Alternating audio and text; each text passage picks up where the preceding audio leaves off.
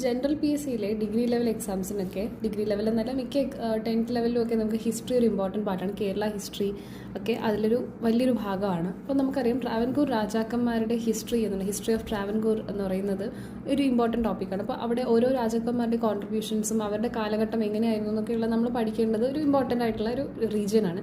എന്നാൽ അവരുടെ കോൺട്രിബ്യൂഷൻസ് പലപ്പോഴും നമുക്ക് കൺഫ്യൂഷൻ വരുത്തുന്ന ഒരു ടോപ്പിക്കാണ്. അപ്പോൾ സ്വാതി തിരുനാളിന് നമുക്കറിയാം ഒരുപാട് കോൺട്രിബ്യൂഷൻസ് ഉണ്ട്. അപ്പം ഇത് നമ്മൾ എല്ലാവരുടെയും പഠിച്ചു കഴിയുമ്പോൾ ഭയങ്കര കൺഫ്യൂസിങ് ആവും. അപ്പോൾ സ്വാതി തിരുനാളിൻ്റെ ഞാൻ പലതിനും പല കോഴ്സ് വെച്ച് പഠിച്ചിട്ടുണ്ട്. അപ്പോൾ സ്വാതി തിരുനാളിൻ്റെ നമുക്കിപ്പോൾ പറയുന്ന പോലെ ഇറിഗേഷൻ ഡിപ്പാർട്ട്മെൻറ്റ്, പിന്നെ ചാരിറ്റി ഹോസ്പിറ്റൽ ആദ്യമായിട്ട് തിരുവനന്തപുരത്ത് തുടങ്ങി, ആദ്യത്തെ ഇംഗ്ലീഷ് സ്കൂൾ തുടങ്ങിയത്, ഇംഗ്ലീഷ് എഡ്യൂക്കേഷൻ കൊണ്ടുവന്നത്. അപ്പോൾ ഇതൊക്കെ എല്ലാം നമുക്ക് ഓർത്ത് വെച്ചിരിക്കാൻ കൺഫ്യൂസിങ് ആയിരിക്കും. കാരണം ഈ സിമിലർ ആയിട്ടുള്ള പലതും വേറെ ആൾക്കാരുടെ കോൺട്രിബ്യൂഷൻസിൽ വരുന്നുണ്ട്. അപ്പോൾ ഞാനിതുപോലെ പഠിക്കാൻ വേണ്ടിയിട്ട് ഓർത്ത് വെച്ച ഒരു ട്രിക്ക് നിങ്ങൾക്ക് പറഞ്ഞു തരാം. അതൊരു സ്റ്റേറ്റ്മെൻറ്റ് പോലെ ഒരു കഥ പോലെ പഠിക്കാമെന്നുള്ളൂ. അപ്പോൾ ആ സ്റ്റേറ്റ്മെൻറ്റ് ഇങ്ങനെയാണ്: സിവിൽ എഞ്ചിനീയറിംഗ്, ഞാനിവിടെ എഴുതി വെച്ചിട്ടുണ്ട്, നിങ്ങൾക്ക് കാണാൻ പറ്റുമെന്ന് അറിയത്തില്ല. അപ്പോൾ സിവിൽ എഞ്ചിനീയറിംഗിൽ ഇറിഗേഷൻ ഡിപ്പാർട്ട്മെൻറ്റിൽ പഠിക്കുന്ന സ്റ്റുഡൻസ് പുറത്ത് കറങ്ങാനായിട്ട് പോയി.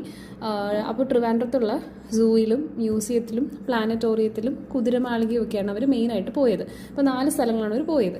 അത് കണ്ടു കഴിഞ്ഞ് വൈകുന്നേരം ആയപ്പോഴത്തേക്കാണ് അവർ ഓർത്തത് പിറ്റേന്ന് എക്സാം ഉണ്ടല്ലോ. അപ്പം അതിന് വേണ്ടിയിട്ട് നോട്ട്സ് അവരെന്ത് ചെയ്യുന്നു, അടുത്തുള്ള ഗവൺമെൻറ് പ്രസ്സിൽ പോയിട്ട് എന്ത് ചെയ്യുന്നുണ്ട്, പ്രിൻ്റ് എടുക്കുന്നുണ്ട്. എന്നിട്ട് അടുത്തുള്ള 2 ലൈബ്രറികളിലായിട്ട് ചെന്ന് അവരിരുന്ന് പഠിക്കുന്നുണ്ട്. 2 ലൈബ്രറിയുടെ പേര് എടുത്ത് തന്നെ പറ്റുമെങ്കിൽ ഓർത്ത് വയ്ക്കാം. പബ്ലിക് ലൈബ്രറിയും ഗവൺമെൻറ്റല്ല, ഓറിയൻ്റൽ മാനുസ്ക്രിപ്റ്റ് ലൈബ്രറി. അങ്ങനെ 2 ലൈബ്രറിയിൽ ആയിട്ട് അവർ പോയിരുന്ന് പഠിക്കുന്നു. പഠിച്ചു കഴിഞ്ഞപ്പോഴത്തേക്കും രാത്രിയായി. അപ്പോൾ പഠിച്ച് നോട്ടൊക്കെ എഴുതി ഒരാൾക്ക് കൈവേദന വന്നപ്പോഴത്തേക്കും അവർ അടുത്തുള്ള ചാരിറ്റി ഹോസ്പിറ്റലിൽ കൊണ്ടുപോയി അഡ്മിറ്റാക്കി. പിറ്റേന്ന് എക്സാമിന് അവർക്ക് എക്സാം സെൻറ്റർ കിട്ടിയത് ഇംഗ്ലീഷ് മീഡിയം സ്കൂളാണ്.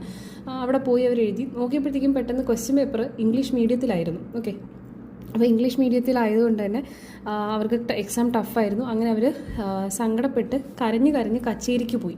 ഇങ്ങനെയാണ് ഞാൻ പഠിച്ചു വെച്ചിരിക്കുന്നത്. അപ്പോൾ ഇതിൽ സ്വാതി തിരുനാളിൻ്റെ ഏകദേശം എല്ലാം, ഇനിയും ഇതിൽ കൂടുതലും ചിലപ്പോൾ ഉണ്ടാവും, പക്ഷെ നമുക്ക് ഏകദേശം എല്ലാ കാര്യങ്ങളും കോൺട്രിബ്യൂഷൻസ് കിട്ടും.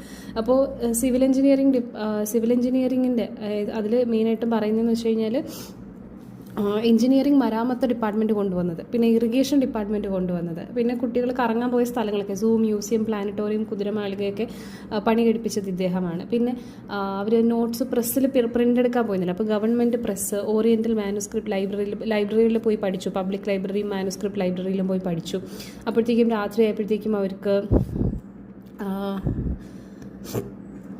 ബാക്കിയുള്ള ഒരാൾക്ക് കൈവേദന വന്നു. അപ്പോൾ കൈ എന്ന് പറയുന്നത് കൈമുക്ക്, ശുചീന്ദ്രൻ കൈമുക്ക് നിർത്തലാക്കിയ ആളാണ്. അപ്പോൾ അങ്ങനെ ബാക്കിയൊക്കെ നിങ്ങൾക്ക് കണക്ട് ചെയ്യാൻ പറ്റുമായിരിക്കും. അപ്പോൾ അങ്ങനെയാണ് ഞാനിത് ഓർത്ത് വെച്ചിരിക്കുന്നത്.